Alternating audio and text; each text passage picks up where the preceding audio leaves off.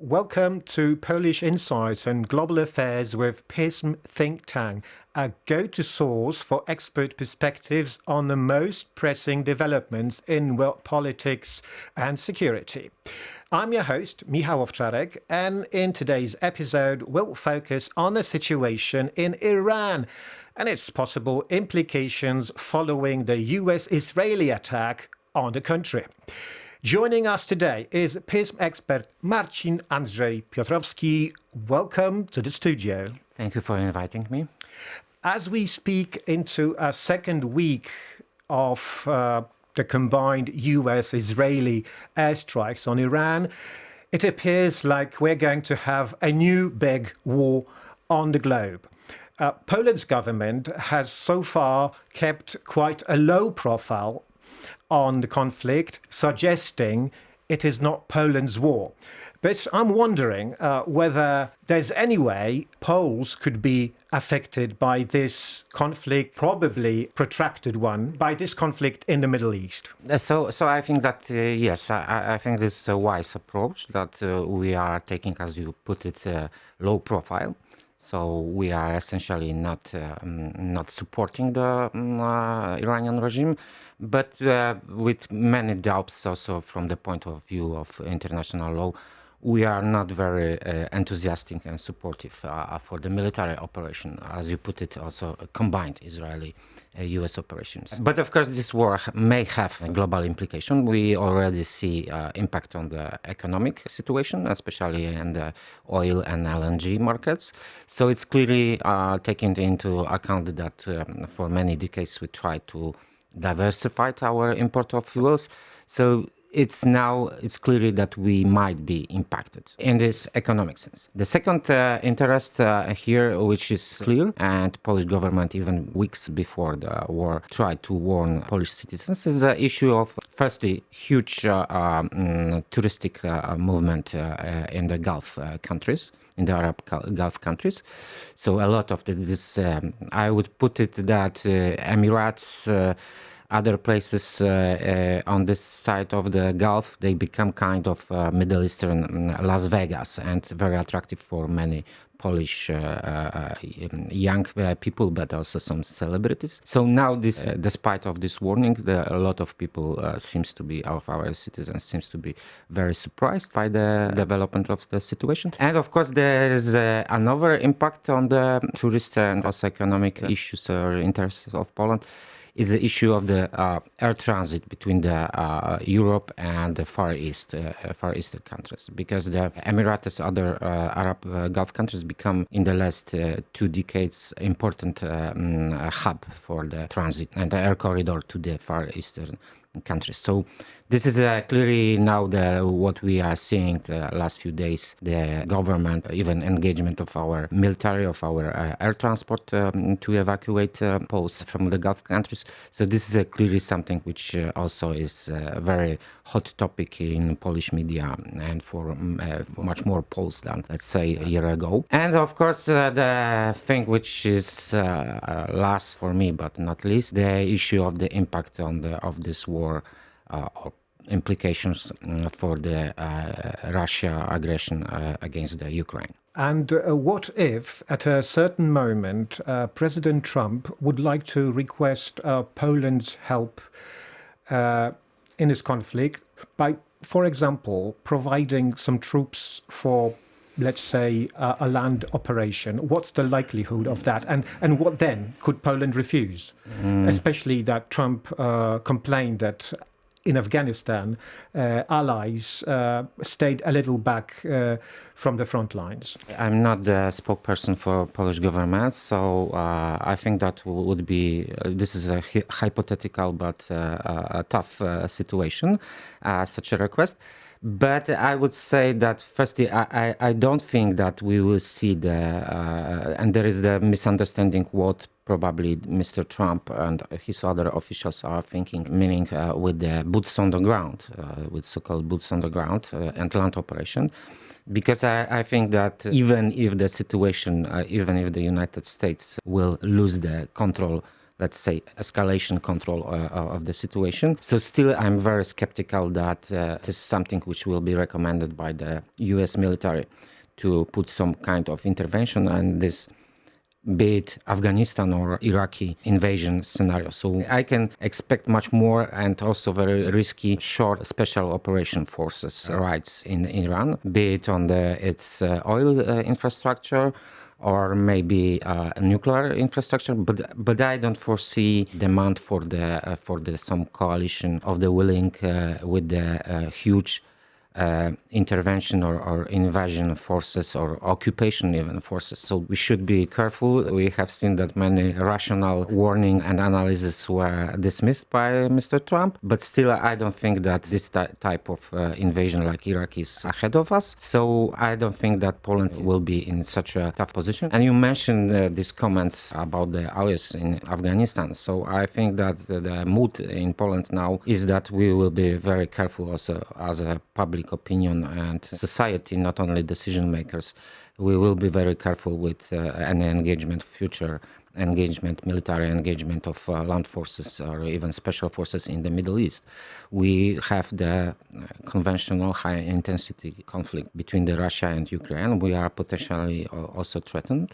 So just to put it in the perspective, in the context, I think that there is much more now demands from the US administration for the countries of the so-called southern flank of the NATO, like Italy, Spain, Greece, even Turkey. These are countries which, by the way, were not maybe very huge contributors to the security of the eastern flank countries, but now their strategic position importance for the especially air US operations or naval operations is crucial.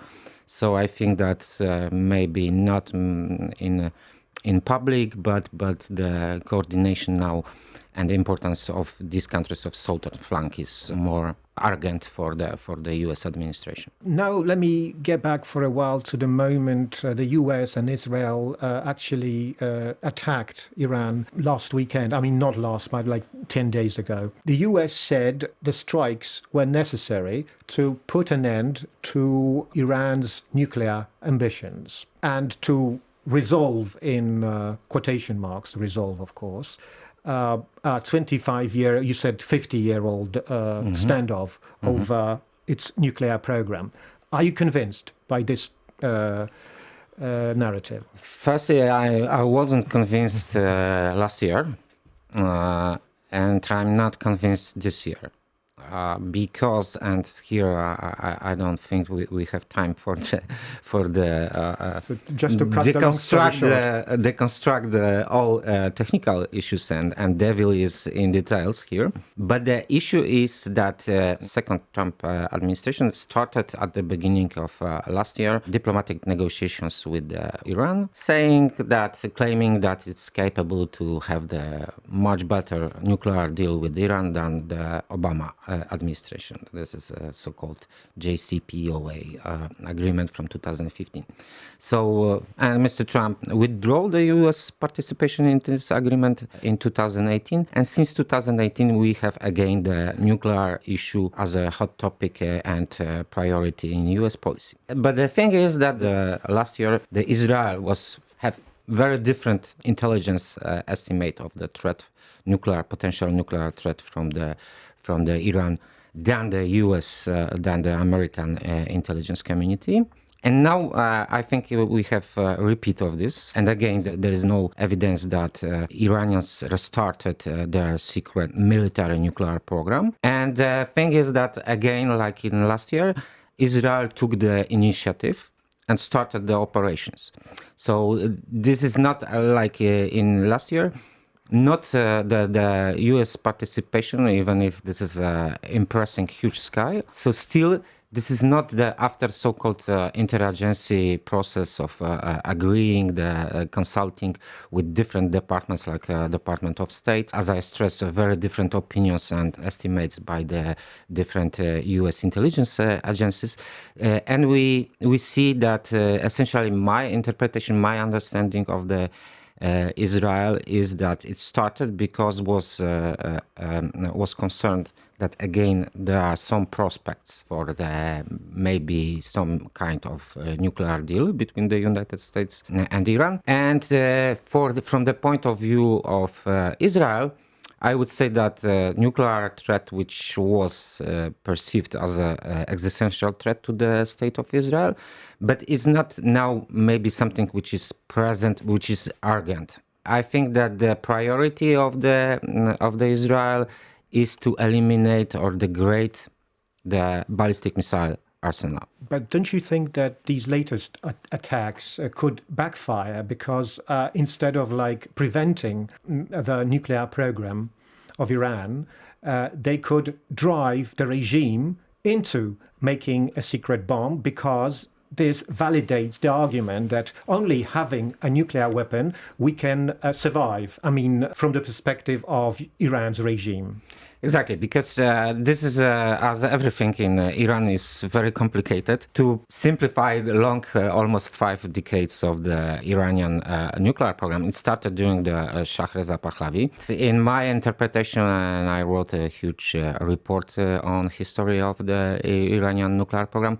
In my opinion, also Shah, during his reign, he was also interested in something which is called by my colleagues threshold country, which have all capabilities needed to build the nuclear arsenal, but until it's existentially threatened, is not working actively on so-called weaponization or building the operational nuclear arsenal. And I think that when the Iranians were caught on their covert program, which was called Ahmad Plan in 2002, and then was revealed the secret covert installations in Iran. So they have the debate, and probably those arguments, as you mentioned, are we more or less secure? These probably were hotly debated in 2002, 2003 with the supreme leader, with the Ali Khamenei.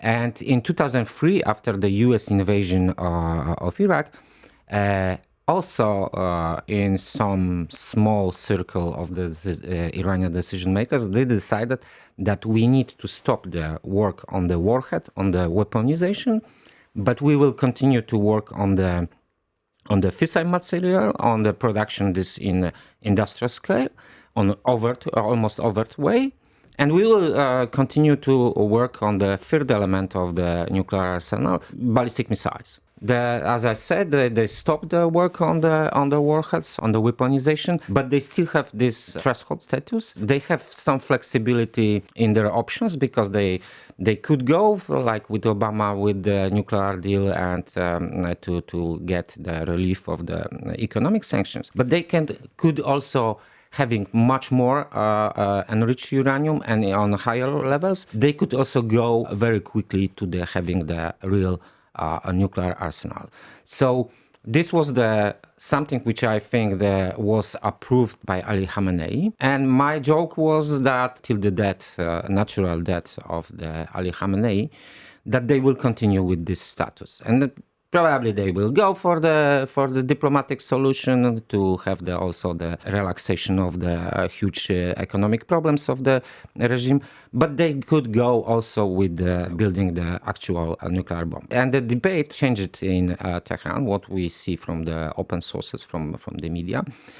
Since the first 2 Israeli strikes in 2024, there were 2 such exchanges on a small scale. And then last year, as I said, Israel took initiative and started to bomb the air defense system, and then started to strike some of the nuclear research sites in Iran. So, of course, the huge challenge, as it became clear during the first weeks of the last so-called 12-day war, was the Fordo center, which is burned deeply in the mountains, in the tunnels.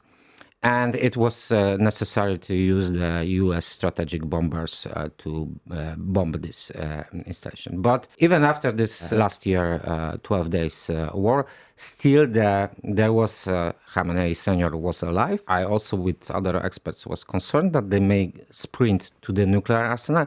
But surprise, surprise, Iranians didn't took this highly enriched uranium and didn't start to work on weaponization.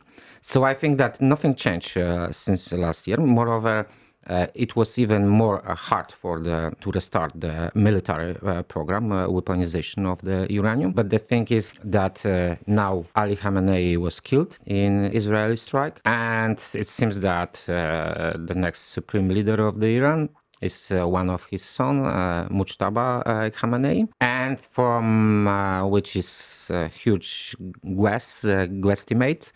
But I think that Mojtaba Khamenei, also from personal reasons, might be much more inclined, interested in the real sprint to the nuclear arsenal. Why do you think the US and Israel didn't attack Iran like a month earlier during the widespread protests in that country? Because now we would have had game over, because like people would have taken to the streets, US Army would have attacked, and the regime would have been gone. So why didn't they decide to attack at that time? Only a month. That's a big question, but what we are seeing from the leaks to the especially U.S. To American media, it seems that Mr. Trump was undecided on what are his goals, and my concern is that we are seeing evolving and improvised policy.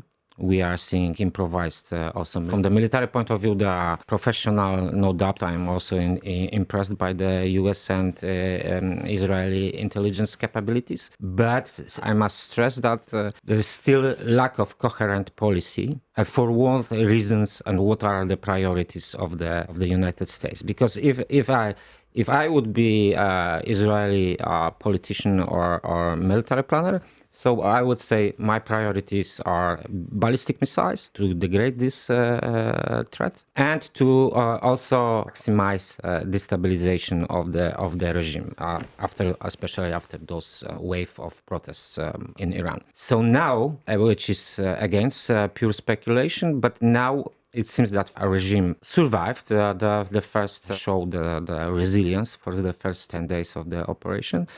Secondly, the issue, which was for many reasons very potentially thorny and also destabilizing for the regime. So the issue of the succession of the power after the Ali Khamenei, it seems it's solved, and his son, which is also from the even short-term point of view, it's quite smart for the regime, because Mojtaba Khamenei was very influential in so-called the office of supreme leader, and this is something which have the representatives of supreme leader at every level of civilian and also military administration in Iran. So now he, as a person who for many years worked on that, so it's maybe some kind of solution. I don't want to open new topics, but I don't think that's good for the long-term stability of the regime. The regime will be, even if this war will finish in the next 2-3 months, so still it will be threatened by the social dissatisfaction. But I think that it's for the period of the war until he is alive, so it's some kind of solution.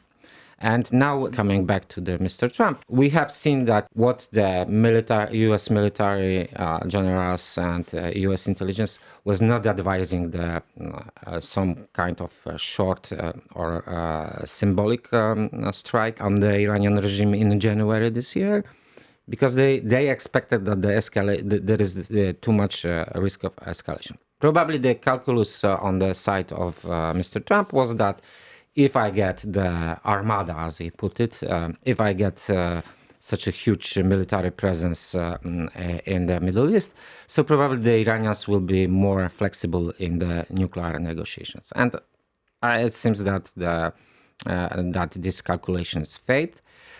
Because also, again, this is my speculation, but I don't think that Mr. Trump have patience for the long diplomatic negotiations, and the Iranians are masters in long diplomatic negotiations. As I mentioned, they negotiated from 2003 to 2013 to get the ad hoc agreement. They negotiated 3 years of this Obama so-called nuclear agreement.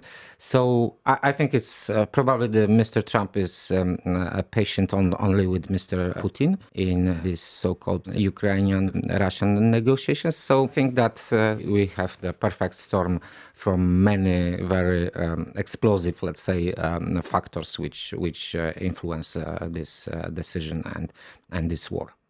You have mentioned that the war in the Middle East might finish in 3 or 4 months, you said. If it is so, are we going to see another wave of US or Israeli strikes on Iran in, I don't know, in a 1 year's perspective or in 2 years' time perspective? And in 2 years' time, we'll be sitting exactly at the same table discussing another wave of attacks. That's my concern. And really, I think there are more important issues for the Polish security, the negotiations, or this kind of repeating situation. So this is my concern. But probably, again, for the many reasons, the Iranians will not decide to build the bomb, at least under these circumstances, in this context, with the Trump as a U.S. president. But that Israel will be dissatisfied with the nuclear capabilities or this even conventional missile arsenal. That's my concern, that after the exhausting especially some of the military capabilities like offensive missiles, be it the American Tomahawks or Iranian ballistic missiles, and exhausting the Israeli and US missile defense interceptors, so that we will see again this repeat of this situation. And this is at this moment maybe something which I would risk that is most likely scenario how this evolve. Okay, so let's take this opportunity as an invitation for our next conversation in the future, let's say soon maybe, at the time of another wave of attacks. Thank you very much for joining us in the studio today.